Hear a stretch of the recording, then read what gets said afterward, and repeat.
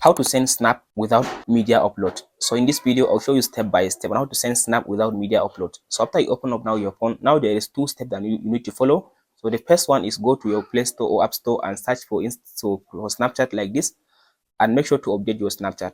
After you finish updating your Snapchat like this, now go back and open up now your Snapchat app. Here is it.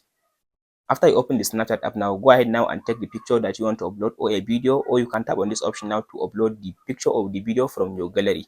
So I'll just go ahead now and select it from my camera roll. I'll upload this one.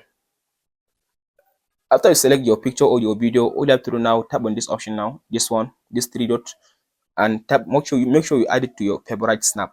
So tap on this, as you can see now, favorite snap. After you add it to favorite snap, from there now you can tap on this send button, and now you can select the person you want to send him, or you can just send it to your, like, you can send it to your story. So I selected this person, so now I can tap on this send button. So as you can see now the snap is sending without showing me the media upload. That's it, guys. If you found this video helpful, please like and subscribe. Thank you for watching, guys.